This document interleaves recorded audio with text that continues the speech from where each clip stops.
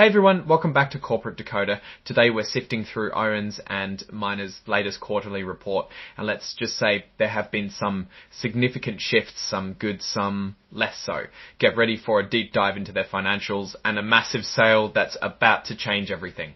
Before we jump in, if you love getting the real story behind the numbers and understanding what these corporate findings actually mean for companies, make sure you're absolutely subscribed to the channel. And hey, if you want to join a community of like-minded financial sleuths and get direct access to us, join our Discord server, linked in the description below. Alright, so Owens and Miner just dropped their June 2025 report, and the big news is they're selling off a huge chunk of their business. They're calling it the Products and Healthcare Services segment, and it's been classified as discontinued operations and held for sale as of June 30th. This means everything from here on out is really about their continuing business, which is now focused on home-based care. Let's rip the band-aid off and look at the most crucial part, their financials. For the 3 months ending June 30th, they reported a massive net loss of nearly $869 million. That's huge, especially when you compare it to the same period last year, when their net loss was only about $31.9 million. And for the first 6 months of the year, the net loss ballooned to almost $895 million. And for the first 6 months of the year, the net loss ballooned to almost $895 million, a massive jump from roughly $54 million in the prior year. Now, to really understand what's happening with the core business versus the part they're selling, we need to look at continuing operations. For the 3 months ending June 30th, the loss from continuing operations was $83.8 million compared to just $6.7 million a year ago. And for the 6 months, that loss from continuing operations reached $87.6 million a year ago. And for the 6 months, that loss from continuing operations reached $87.6 million, a really big jump from $24 million. This increase in continuing operations loss is really being driven by a one-time transaction breakage fee of $80 million related to a terminating fees and increased acquisition costs. On the revenue side, things are a bit brighter. Total net revenue for the 3 months ending June 30th was $681.9 million, up from $660.4 million last year. And for the first 6 months, revenue climbed to $1.36 billion compared to $1.3 billion in the prior year. This growth is being powered by strong performance in areas like sleep therapy, ostomy, and urology. However, they did mention that diabetes revenue has been a bit sluggish, partly due to market shifts and some adjustments they made to customer ordering. Looking at the cost of net revenue, that also increased, which is expected with higher sales volume.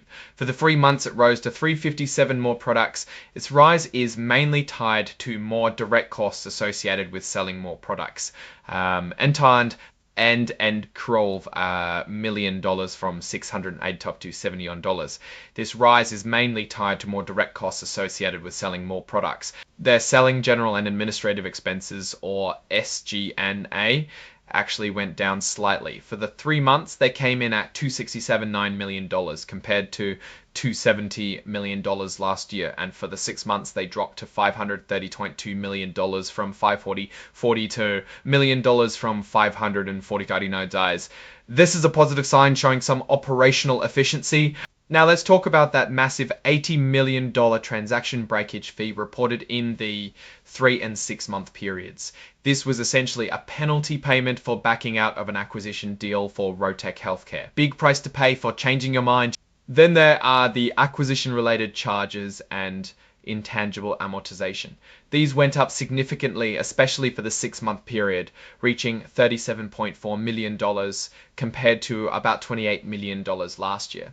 The exit and realignment charges also show a mixed picture. For the 3 months, these costs dropped to $255 million from $15.4 million in the prior year. But for the 6 month period, they actually increased, hitting $16.2 million compared to $23.4 million. They mention these are tied to operational changes and IT initiatives, and a big part of the 2025 costs are from winding down something called Fusion 5. Interest expense net remained relatively stable. It was $26 million for the 3 months, a slight increase from $25.6 million last year and $50.2 million for the 6 months, down a bit from $51 million for the 6 months, down a bit from $51 million. This reflects their debt levels and interest rates. Now, despite those big reported losses, the company wants us to look at something called adjusted EBITDA. For the 3 months ending June 30th, the adjusted EBITDA was $96.6 million, up from $91 million in the prior year. And for the 6-month period, it grew to $19.263 million, is a non-GAAP number. So take it with a grain of salt. Take it with a grain of salt. Looking at the balance sheet, accounts receivable net decreased to $96.4 million from $218.3 million at the end of last year. Their DSO, or days sales outstanding, also improved, dropping to 26.2 days. This is a good sign, meaning they're collecting payments from customers faster. Inventories, however, saw a slight increase, reaching $69.2 million compared to $67.6 million. This means they're holding a bit more stock, and their inventory days also ticked up slightly, going from 17.2 to 17.6 days. Nothing too alarming here, but it's worth keeping an eye on. Their long-term debt, excluding the part due within a year, stands at $1.59 billion. That's down from $1.8 billion at the end of last year, which is good to see. They've been actively paying down debt, which is a positive financial move. On the equity side, it's a bit of a mixed bag. The company has accumulated a significant deficit, sitting at a negative $871.9 million. This means their total liabilities are way higher than their total equity, and they've been operating at a loss for quite some time. Now, let's talk about one of the most significant risks they've highlighted. A major commercial payer has given them notice that they intend to terminate several contracts. These agreements represent about 12% of their net revenue, including nearly all of their $21 million capitation revenue for the first half of the year. While they expect the immediate impact to be neutral through the end of 2025, this is a huge potential headwind for next year. If they can't replace this business or manage the costs effectively, it could really hurt them. But another challenge they're facing is a new determination from Medicare and Medicaid. This change could make it harder for patients needing non-invasive ventilation products, a business they're involved in, to get coverage. This could negatively impact their financial results and overall picture. The big story, though, is the sale of their products and healthcare services segment. They're in the final stages of this divestiture, and it's a massive strategic shift. Selling off this part of the business means they'll be a smaller, less diversified company focusing solely on their home-based care segment. They believe this will let them direct capital towards higher growth areas and pay down debt, which makes strategic sense. However, there are always risks with these big sales. Unforeseen costs, potential disruptions, and the challenge of finding buyers at the right price are all real possibilities. Plus, losing that diversification could make them more vulnerable to market swings. So, what's my take on all this? Owens & Minor is clearly going through a major transformation, shedding a significant part of its business to focus on a more profitable niche.